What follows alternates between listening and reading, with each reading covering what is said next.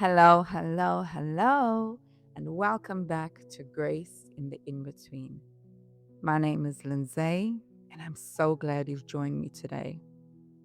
Last week, we began talking about one of the greatest commandments Jesus ever gave us, to love one another.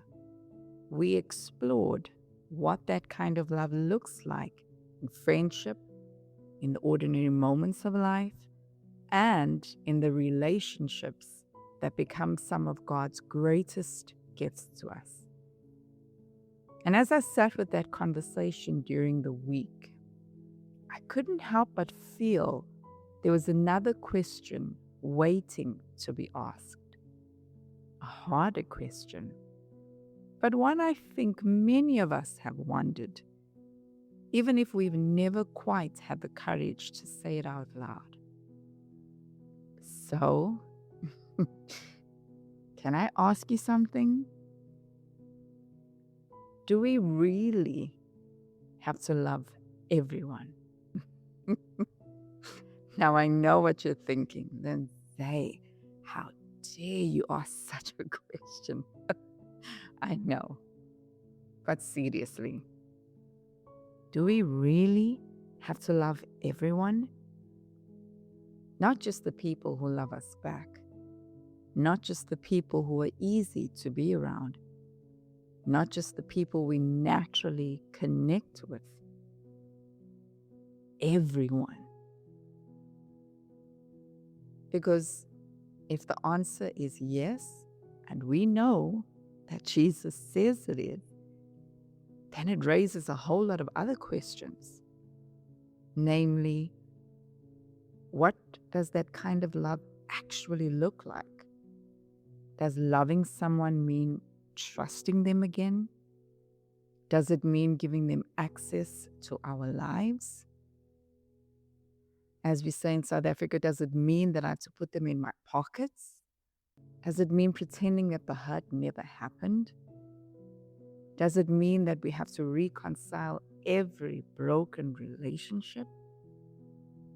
Or is Jesus inviting us into something far deeper than we've always imagined? Because I think that's where many of us get stuck, not on whether we are called to love, but on understanding what biblical love actually looks like when it's difficult, when it's costly, when it asks something of us. That's the conversation I'd like us to have today. And if we're going to answer the question, do we really have to love everyone? Then I think we first need to understand what Jesus meant by love. Because honestly, I think many of us have quietly added things to that command that Jesus never actually said.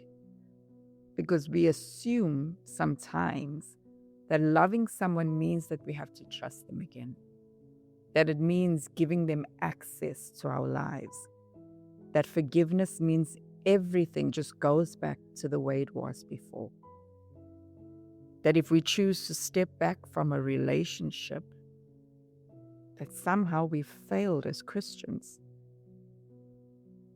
But is that what Jesus really taught? And the more I read scripture, the more I realize that Jesus never separated love from wisdom. He loved everyone. There wasn't a single person who fell outside the reach of his compassion. He welcomed the outcast. He sat with sinners. He had compassion on the crowds. He loved the rich young ruler, even though the young man chose to walk away. He even loved Judas, knowing exactly what Judas was about to do.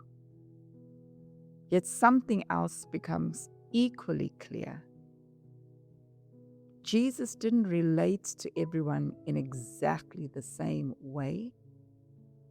He welcomed crowds, he taught his disciples, and he often withdrew with a smaller group to pray. And there were moments he shared with Peter, James, and John that no one else experienced. And not because he loved some people more than others, but because healthy relationships naturally have different levels of closeness, responsibility, and trust. Jesus never changed the way he loved people. He simply changed the way he related to them. And I think that's an important distinction, because so many of us carry guilt for believing that if we love someone, we must automatically give them unrestricted access to our lives. But Jesus never modeled that. He modeled a love that was both deeply compassionate and deeply wise. And then I know sometimes we wondered if when we step back from relationships, does that mean we've stopped loving? But perhaps biblical love and biblical wisdom, they were never meant to compete with one another. Maybe they were always meant to walk together. Because love doesn't require me to ignore what has happened. It doesn't require me to pretend that trust still exists when it has been broken.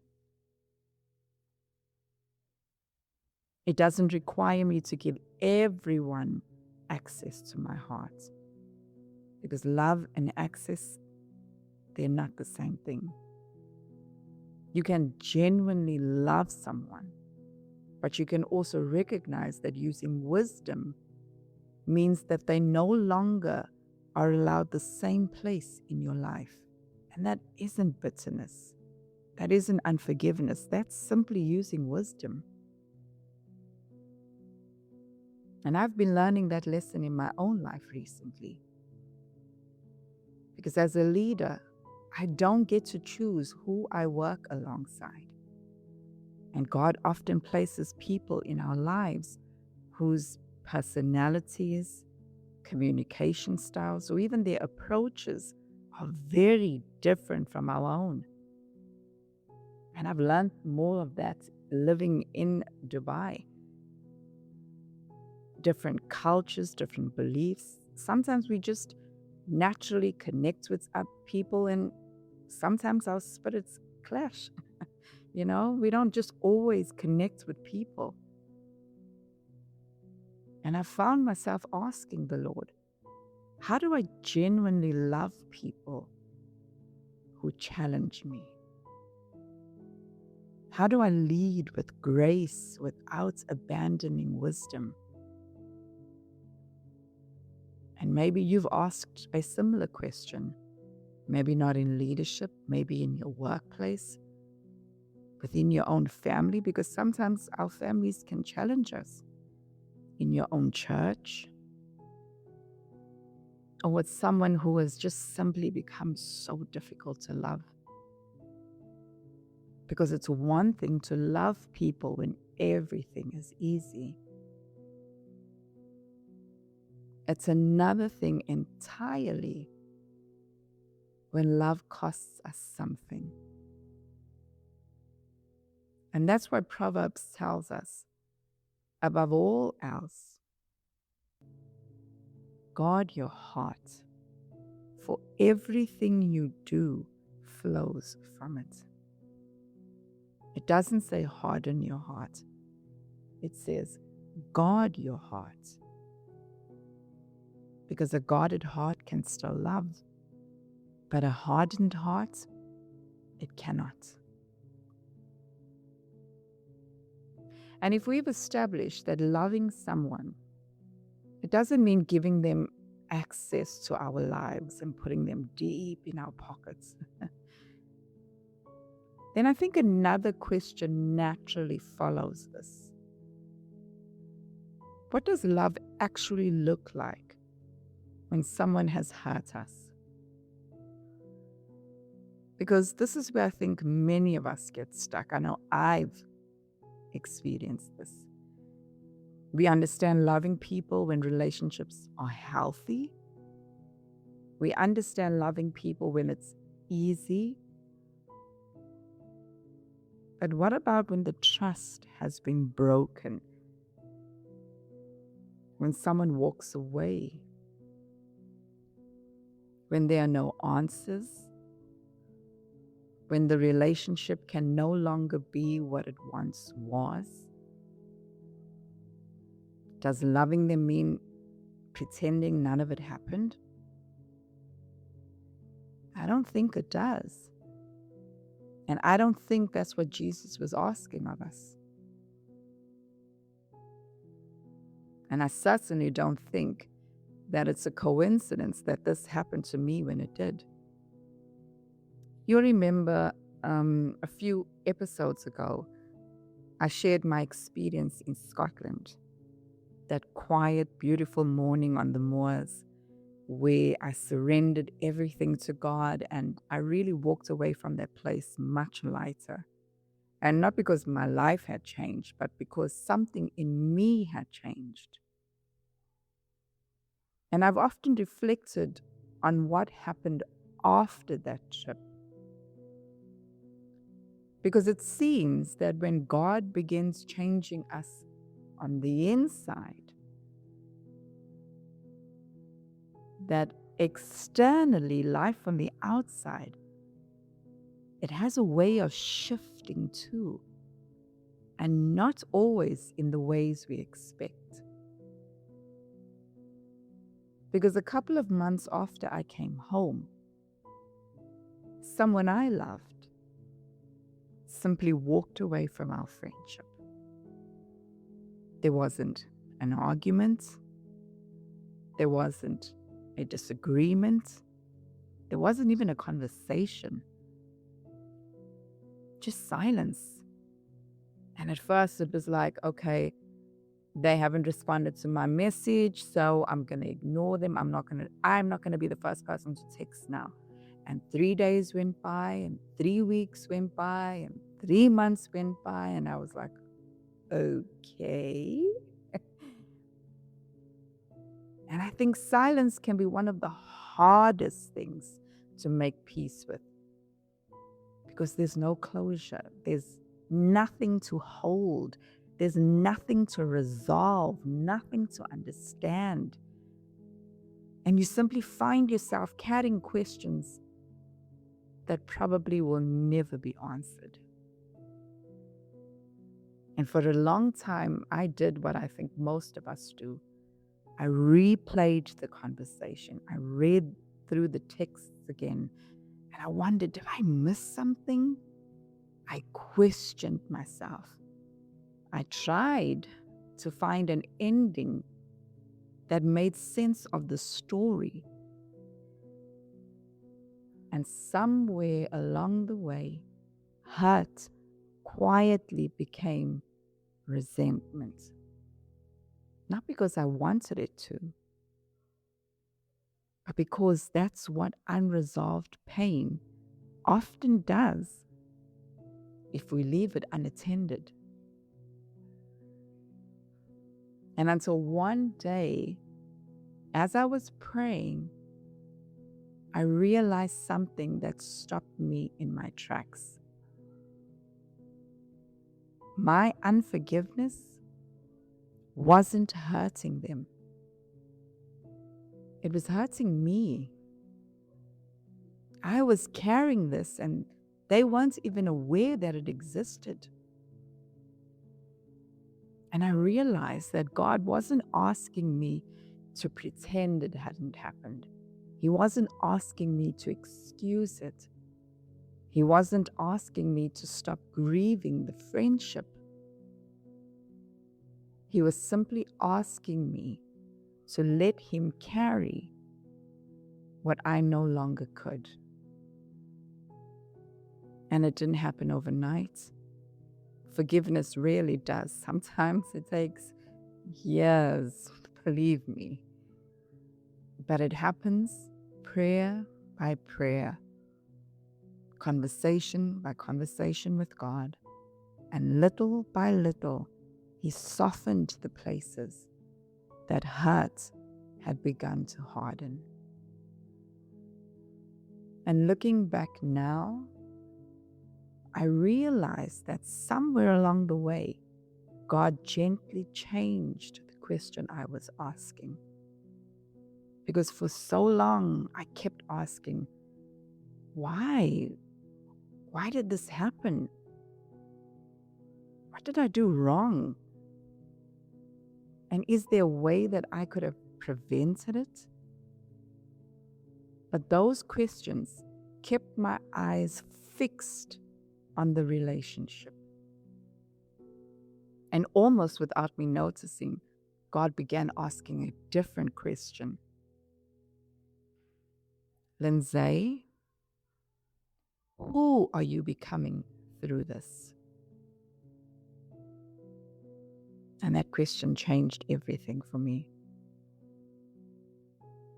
Because perhaps the greatest miracle isn't that every broken relationship gets restored. Perhaps the greater miracle is that God can use even our deepest disappointments to make us look more like Jesus. And I don't believe God wastes our pain. I think He redeems it, not by pretending it never happened, but by allowing it to produce something beautiful in us that could not have grown any other way. And maybe that is what loving someone looks like. Not pretending that the hurt never happened, not forcing a relationship that no longer exists, not denying our grief, but choosing little by little to release that person into God's hands instead of allowing bitterness and anger to keep a permanent home in our own. Because forgiveness and reconciliation are not the same thing. Forgiveness is something God asks of us. Reconciliation, that requires two willing hearts and trust. And trust is something that has to be built over time. Sometimes relationships are beautifully restored, but sometimes they aren't. But forgiveness is never wasted. Because even when it doesn't change another person's heart, it changes ours. And it sets us free from carrying something God never intended us to carry. Now, so far we've discovered that loving everyone doesn't mean giving everyone access to our lives. We've also discovered that loving someone after they've hurt us doesn't always mean that we need to reconcile. And I think another question remains. If we're still called to love difficult people, what does that love actually look like? Because I think this is where Jesus' words become incredibly practical. In Matthew 5, He says, "Love your enemies and pray for those who persecute you." Now that is a hard one, honestly, because there have been seasons in my own life where at that time it felt almost impossible to pray for those who persecuted me, to love my enemies. And it wasn't because I didn't know or understand what Jesus was saying, but my heart, it wasn't simply there yet because I wanted answers. I wanted an apology. I wanted them to understand how deeply they'd hurt me. And prayer, that felt unfair until I slowly began to realize that maybe Jesus wasn't asking me to pray because the other person needed changing. Maybe he was asking me to pray because I needed to change. Because it's incredibly difficult to keep bringing someone's name before God while you're holding on to that bitterness and that hurt. And prayer doesn't just make the hurt non-existent. It doesn't rewrite the story. It doesn't suddenly make everything okay. But it slowly changes the posture of our hearts. Not necessarily towards what happened, but towards the person. And I've also realized something else, that Jesus never actually commanded us to like everyone. He commanded us to love them, because there are people that we naturally click with, and then there are some people that really, really stretch us. People who think differently, people who communicate differently, people whose presence simply, it's difficult. And sometimes that's because our personalities are very different. And other times, it's because the relationship has been marked by genuine hurt. But either way, Jesus never says that love depends on chemistry. Sometimes love can be a decision to continue treating another person with dignity, because they too are made in the image of God. Even when wisdom tells us that the relationship can no longer be what it once was. And maybe that's why the next truth is a bit difficult to accept. The people who have hurt me, God still loves them very deeply, just as I am loved. It doesn't mean that He approves of what they did, but God is holy. He cares deeply about justice. He sees every tear, every betrayal, every wound that no one else knows about. Nothing escapes Him. But He also sees the person standing on the other side of the story. The person Christ died for. Just as He died for me, just as He died for you. And I know that's a bit hard to accept, because there have been moments in my own life when I've needed grace that I didn't deserve. There have been moments where I've spoken too quickly, that I've misunderstood someone, that I've failed someone, that I myself needed forgiveness. And I think that's where this conversation stops being about whether the other person deserves my love. Maybe they don't. But that's just as the same as saying me, myself. Maybe I don't deserve someone's love. But it becomes about whether I'm willing to let Christ keep shaping my heart. And maybe that's where love begins. Not with how we feel about another person, but with allowing Christ to keep shaping our own hearts. And I know by now you're probably thinking, okay, Lindsay, I understand that I'm called to love everyone, but there has to be some wisdom in there too. And maybe that's one of our greatest fears as Christians. If we choose to love, even when a person has hurt us, does that make me weak? If I forgive someone, does that mean I have to trust them again and allow them into my life?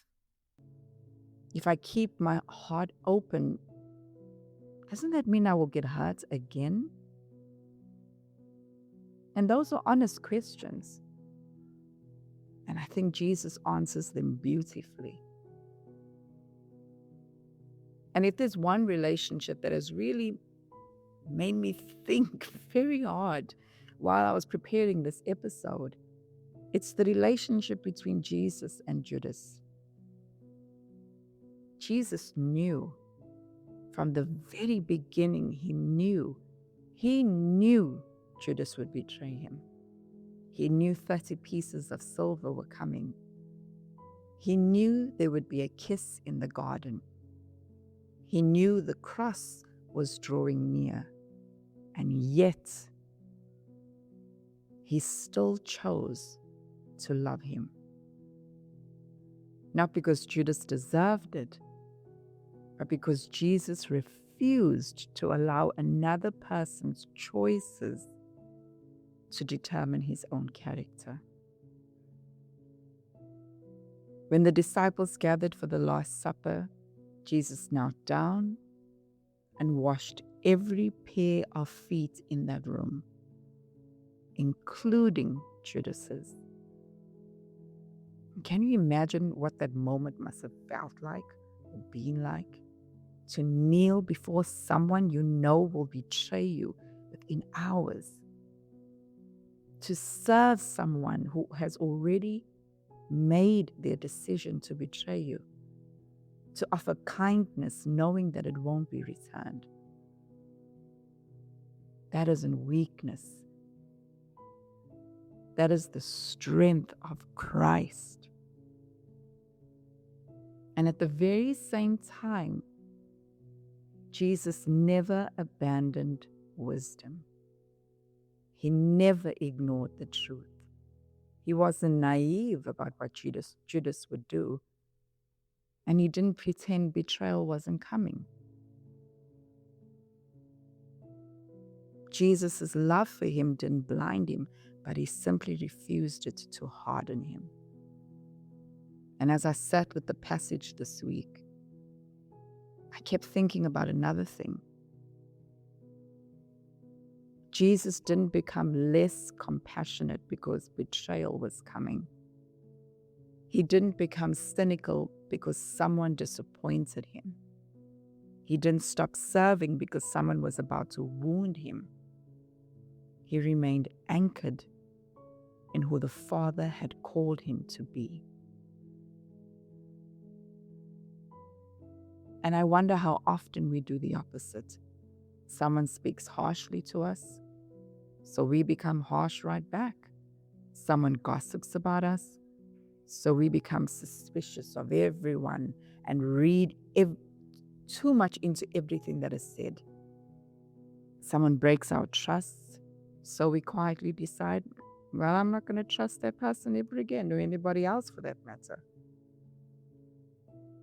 And without even realizing it, we've allowed another person's behavior to begin shaping our own.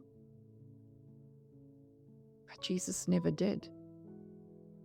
He always allowed the Father's heart to shape his response. Never the crowd, never his enemies, not even Judas. And perhaps that's what biblical love really looks like. Not pretending that difficult people don't exist. Not pretending that betrayal doesn't hurt. But refusing to let another person's behavior determine the kind of disciple we're called to be. That's wisdom. And that's love. So after everything that we've discussed today, perhaps we're back where we started. Do we really have to love everyone? And I believe the answer is yes. But maybe not for the reasons that we thought it would be. Because if loving everyone doesn't mean trusting everyone, if loving everyone doesn't mean reconciling every relationship, it doesn't mean giving everyone access to our lives, it doesn't mean pretending hurt never happened, then why does Jesus ask it of us? So maybe we don't ask the question, who do I need to forgive?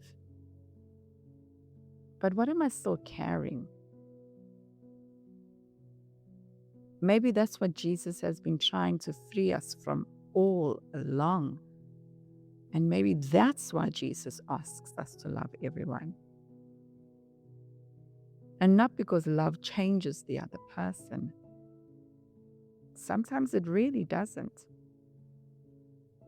And not every relationship will be restored. But because every time we choose love over bitterness, forgiveness over revenge, wisdom over resentment,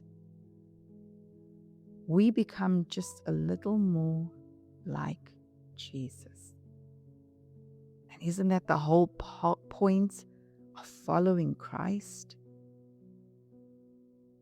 It's not simply managing difficult people. It's about becoming people whose hearts increasingly resemble His. Because we get so used to carrying hurt that we don't even realize how heavy it's become. We carry the words that were spoken over us, the disappointment, the unanswered questions, the apology that never came, the friendship that quietly disappeared, the betrayal we never saw coming. And after a while, we stop noticing the weight we've become accustomed to living with. And honestly, in preparing this episode, I thought I was searching for an answer to one question. Do we really have to love everyone? And I think throughout this conversation, I've realized that God had quietly changed the question He was asking me. He wasn't asking, can you love difficult people? He was asking, can you keep your heart looking like mine while you do?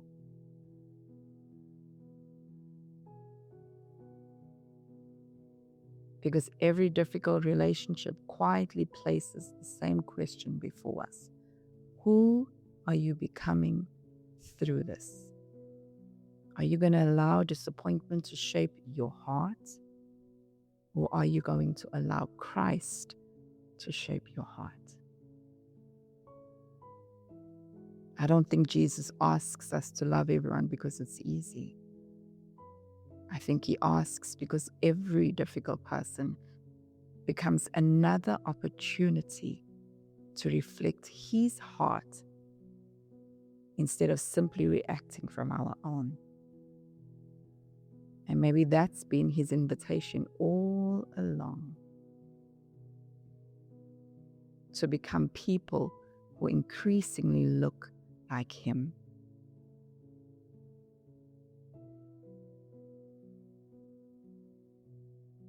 And maybe that's what loving Jesus looked like all along. Thank you for spending this time with me today.